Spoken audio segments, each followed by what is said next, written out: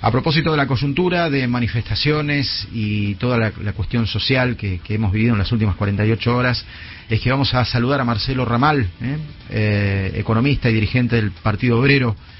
Marcelo, Adrián Puente, buenas noches, gracias por atendernos. ¿Qué tal, Adrián? ¿Cómo estás? Bueno, recién decíamos, ¿no? Se cerró una semana realmente muy compleja, 2 días tremendamente difíciles, incluso para muchos difíciles de entender, ¿no? En todo el mapa de demandas sociales que tiene la Argentina. Marcelo, ¿qué balance de lo que estuvo pasando por estos días? Bueno, tuvimos efectivamente esta protesta de los movimientos de desocupados, pero no fue la única, el día miércoles hubo una convocatoria muy fuerte en el acceso oeste, en la General Paz, de colectiveros, en reclamo por sus salarios. También de trabajadores textiles, de una fábrica que debe ser en este momento la más grande de la ciudad de Buenos Aires, una fábrica de 1.000 obreros que confecciona, entre otras cosas, la camiseta oficial de la selección, donde sus trabajadores cobran 200 pesos por mes de salario básico. También protestaron frente al Ministerio de Trabajo. Bueno, los médicos de la ciudad de Buenos Aires... Perdón, Marcelo, ¿200 pesos por mes de salario básico? No. 200 pesos por hora. Que hace un salario básico de 33.000 pesos. Ahora sí. Que según ellos me relataron, porque yo acompañé la movilización, llegaban con eso a 50 o 55.000 pesos por mes. Correcto. Entonces, bueno, casi como explicando lo que ocurre, paradójicamente, el INDEC publicó, en medio de todos estos piquetes y cortes, la estadística de la pobreza en la Argentina. Y fue algo así como si el director de orquesta, ¿no es cierto?, en medio o en el final de una sinfonía hiciera su movimiento de cierre. ¿Por qué? Porque, bueno, esa Argentina que vimos todos es la que tiene 17 millones de pobres y donde, además, el que trabaja es pobre.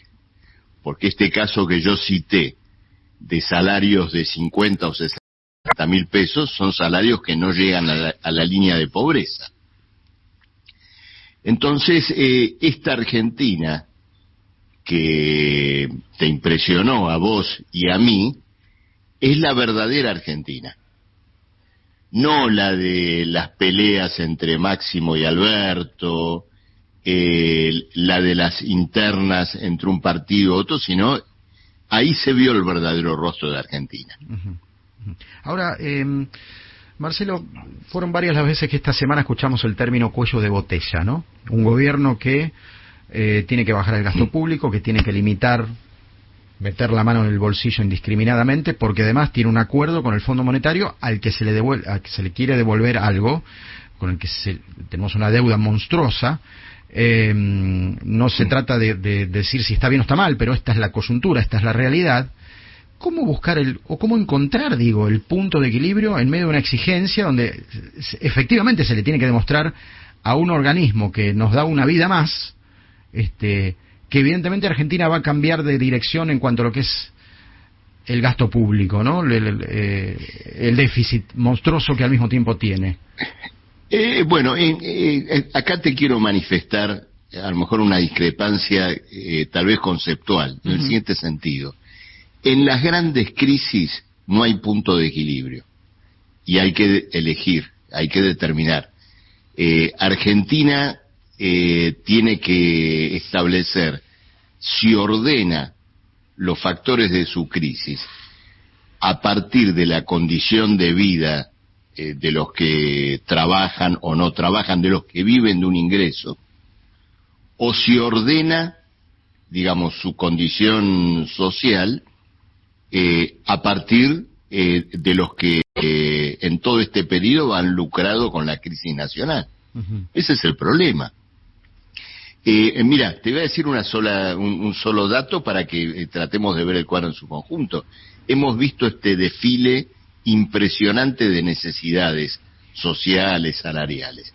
Ahora, lo hemos visto en un país que financió su pandemia no simplemente emitiendo moneda, sino luego absorbiéndola al costo de pagarle a los bancos por las famosas LELIQ 40 o 42 o 43% anual de interés, cuando en años donde ni siquiera el tipo de cambio evolucionó a ese ritmo. Entonces, el panorama que tenemos es ese, es decir, en la crisis nacional ha habido intereses sociales que se han beneficiado gigantescamente. Uh-huh. Y como en economía nada se crea, nada se pierde, lo que gana uno lo pierde el otro, del otro lado tenemos esta crisis social inmensa. La mayor crisis argentina, el principal elemento de derrumbe y declinación es el empobrecimiento masivo de su población. Uh-huh. Este es el punto. Ahora, hay que comenzar a ver las cosas, si no comenzamos a ver las cosas desde ese lugar, sí, no vamos a encontrar una salida a este cuadro. Ahora, Marcelo, ¿cómo lograr un Estado generador de recursos? Porque así todo el Estado asista a la gente. Quiero aclararle que para mí no hay nada más importante que la gente coma y tenga trabajo, ¿no? Ese es mi punto de partida. Pero digo, claro, el Estado así todo, subvencionando bajo la modalidad en la que hoy asiste a la gente, es pobrísimo también, porque estamos hablando de 20.000 pesos. O sea, ¿cuánto dura 20.000 pesos en el bolsillo de una familia? Nada. Sí, menos de 20.000 pesos, sí, dije como 16.000 pesos. Como para redondear. El problema, ¿no?, es el siguiente, yo tampoco naturalizo esta situación, Adrián.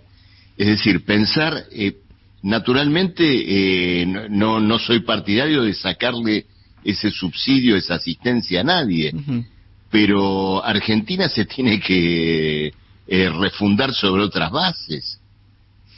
Ustedes se dan cuenta que un país que tiene un ahorro nacional del orden de los 100.000 millones de dólares, es decir, del 20% de su Producto Bruto, debería, con ese ahorro social, bueno, desenvolver un plan de infraestructura, vivienda social, obra pública, que permita, digamos, asegurar el derecho al trabajo sobre bases diferentes. Uh-huh. Esta situación de los planes, su perdurabilidad, está revelando indudablemente una incapacidad del régimen político social gobernante para asegurar otra salida. Uh-huh. Incluso deberían estar asociados a un proceso de formación laboral, de capacitación, que no se lleva adelante bajo ningún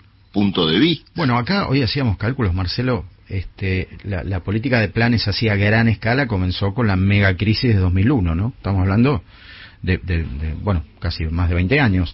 Fíjese que ya hay una generación que creció bajo el amparo de los planes y hoy un chico de 20 años no conoce otra cosa.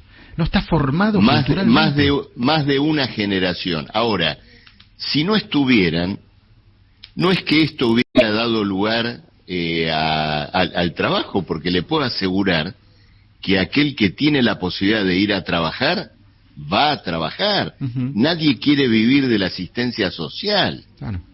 Ni en la Argentina, ni en ningún otro lugar del mundo. Uh-huh. No, por eso le decía, ahora, avalando un poco lo que usted dice, sí, respecto de que hay gente que no ha sido formada ya para trabajar. Y no es culpa de esa gente, no es culpa de esos chicos, quiero decir, ¿no? Es que el Estado de hoy, el Estado de ayer, y el de antes de ayer, y el de antes de ayer, esto involucra todas las gestiones, no quiero puntualizar en ninguna en particular porque sería un error, ninguno hizo nada por esa bomba de tiempo que es estar asistiendo todo el tiempo y no generando puestos de trabajo mínimamente formales, ¿no? Sí, que no se han generado. Y cuando cambiaron las leyes laborales a la vaca, prometiendo esa creación de trabajo, lo único que hicieron fue abaratar el costo de los despidos que vinieron después. Uh-huh. Eso también, digamos, es una realidad que hay que tomarla, y que hay que considerarla mucho cuando hoy escuchamos voces, ¿no es cierto?, que quieren reformas negativas del régimen laboral. ¿Cómo que, ahora, cree que yo va a le seguir hago una... Perdón, Marcelo, ¿cómo cree, digo, que va a seguir? Porque el gobierno se muestra bastante intransigente de negociar con la gente en la calle, acampando, como sucedió estos días, ¿no? ¿Qué panorama se ve venir, Marcelo? Mire, eso, digamos, está lógicamente sujeto a una negociación. El gobierno podrá discutir el tema, pero indudablemente lo que, digamos, podrás ver a lo mejor una echada de lastre en materia de algunos planes y todo más, pero nada de eso mueve el perímetro de lo que yo llamaría un impasse, un empantanamiento histórico, que hoy tenemos que tener en cuenta. Es decir, cuando hablamos de una o dos generaciones a las que se les ha privado el derecho al trabajo, estamos hablando de una profunda incapacidad, ya no de un gobierno, sino de toda una clase social, para poder, digamos, encaminar un rumbo a la mayoría del país, es decir, a la mayoría que vive de su trabajo. Entonces, acá hay un problema de poder político. Yo lo veo de esa manera, como hombre de izquierda, como hombre del socialismo, y creo que la izquierda y las corrientes de la clase trabajadora deben discutir este problema de poder político. Otra clase social, otra perspectiva social histórica debe empeñarse en gobernar la Argentina. Marcelo, ha sido un placer, buen fin de semana y muchas gracias.